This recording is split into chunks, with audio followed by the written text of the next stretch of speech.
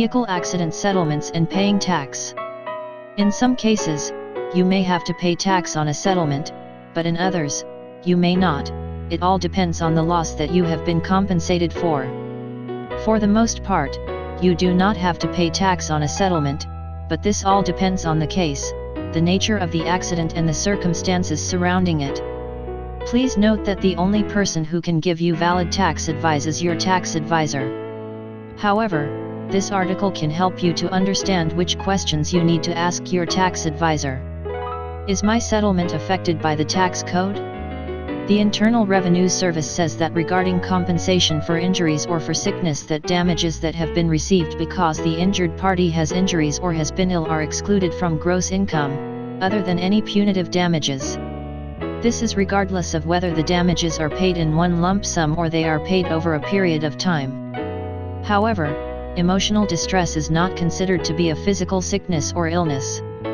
Damages for emotional distress that can be attributed to a physical sickness or illness are excluded.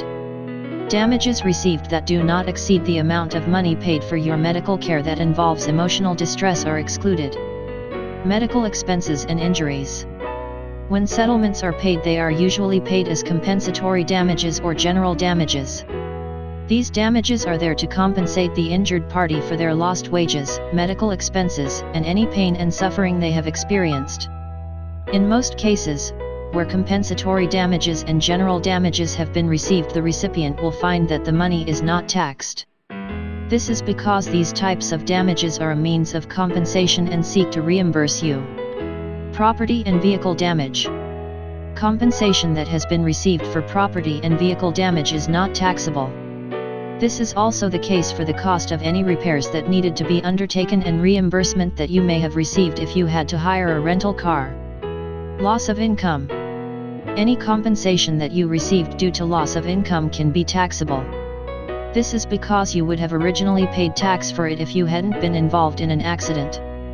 The compensation you receive would therefore be taxable.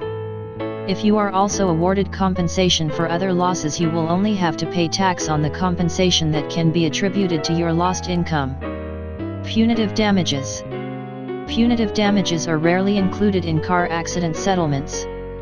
This is because punitive damages are used to punish the defendant so they do not act in the same way again. Punitive damages are usually only awarded in extraordinary circumstances and those in which the defendant has undertaken outrageous behavior. If you are awarded punitive damages, you should be aware they are usually taxable. If you have any questions about your settlement, a personal injury lawyer may be able to give you a bit of information about how taxable it is.